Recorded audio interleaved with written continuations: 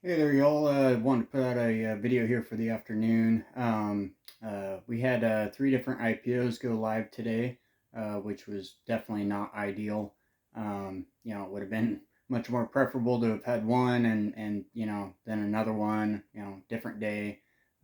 Anyway, they jam packed them into the one day and released them all within an hour or so of each other. Um, so you had volume pouring into multiple IPO tickers there, and the volume was low as it was.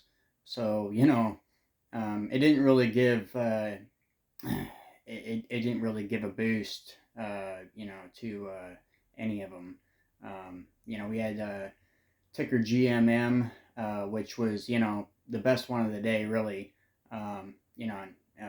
If you've been paying attention, I was mentioning that one like 3 or 4 weeks ago. So that's one that I threw out there to you guys, that I'd have on watch. I think it could have done it way better. It had a lot more potential. Just the fact that we had you know the three go live today on top of a crap market, uh, just wasn't ideal. I think that it saw a high of a little over $6 for GMM, and you know, it just it was really struggling just above that $6 range, and eventually came back down. It's been holding its IPO price, but there's just not really any momentum going into it, at least at the moment. We'll kind of see what happens with it, but these are typically just one day trades. Um, trade on day one, and generally, at least, uh, you know, under the circumstances at the moment, that's it for them. Um, Not like it used to be, where we had multi day runners. Um, Anyhow, let's see. And then we had LRHC, I think is what it was. La Rosa Holdings, I think was the name of the company. And, it just, it didn't really do well at all either. It pretty much sagged out of the gate. It just kind of dumped and didn't really do a lot. Um, and it had a really small float, like a million shares or less. So they kept halting it, and that was a big part of the problem. If we didn't have the SEC, restricting people and halting things and manipulating things, we wouldn't have these issues as much.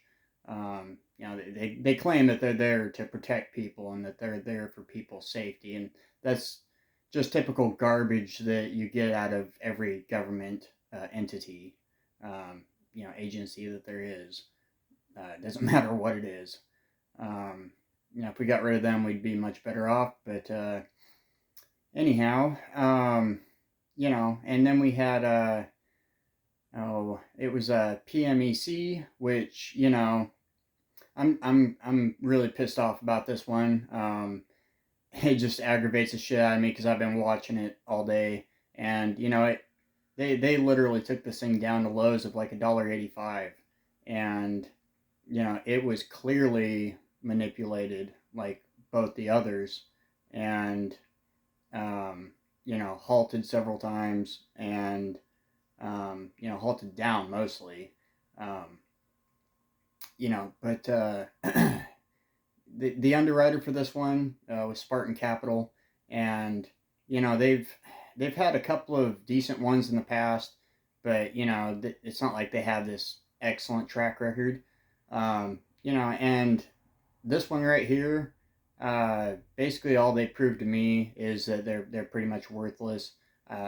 I won't be playing another IPO that they're going to be underwriting, and you know it's just they really messed up with this one, and people aren't going to have the confidence in them, and it's just not going to be basically all their plays from here on out, especially on day one. Just 50% dump within just a couple hours, and then retrace down past that, and going up into closing time. So it's just total garbage here. Obviously, the market makers and the underwriter and everybody else who was involved really just wanted to. They didn't give a shit about what really happened on day one, as long as they were making some money. So, um, anyhow, yeah, I would recommend to anybody that you know might have some some kind of tie or some kind of inside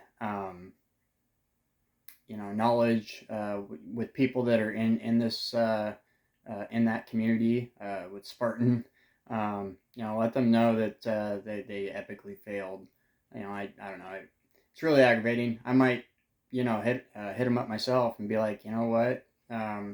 Yeah, forget it from here on out, and you can bet your ass that I'm going to be all over social media, YouTube and whatever, announcing that you know don't go that route. Do not play any IPOs involving Spartan Capital.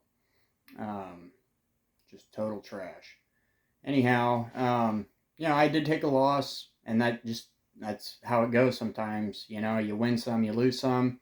Even the best traders will lose. I don't care what they tell you; they're full of shit if they say otherwise. Um, you know, we basically try to make more than what we lose, and that's as long as you're doing that and you're getting ahead, whether it's in smaller increments or larger increments. Who's to say? But eventually, you know you get better as time goes on, and you'll live and you learn, and that's part of it.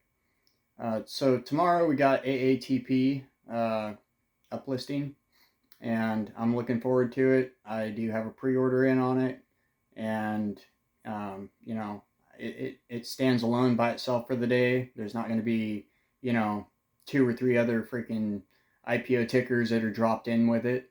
So I think as it stands, it has really good potential. Um, I'm certainly, I'm glad they didn't drop that today with those other ones. That's for damn sure.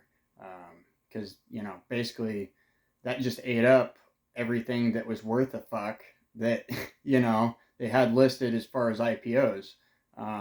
As of right now, I'm sure they're going to be bringing in some more here pretty quick. Probably next week, I imagine. But as far as what they currently have listed, I'm not really too inclined to touch any of them, right? At least not pre-order any of them. Um, there's GVH, I think is what it was. I mentioned it in a past video, and I was kind of on the fence about it, and I still am, and I'm probably not gonna end up pre-ordering it. That's just where I'm leaning, just because of kind of the way things are at the moment. But if you notice the trend in IPOs, they'll dump like three or four, and they end up being kind of shitty, and then they'll have one that will just rock it. So I'm kind of hoping that maybe today, we had those three shitty ones, just kind of out, which was Prime Number Capital. They were the underwriter of GMM today, and that was the one that did the best. And Prime Number Capital, Network One Financial, and Bowser Securities. Those three underwriters are they're usually the ones that produce the better IPOs, typically speaking. There's one other underwriter, but they do all right too. But those are the three that usually put out the good ones. So AATP tomorrow, Network One Financial stands alone. I'm ready. Let's freaking go. Recoup the losses that I forewent today. So All right, y'all, I'm going to leave it there, and I'll talk at y'all later on.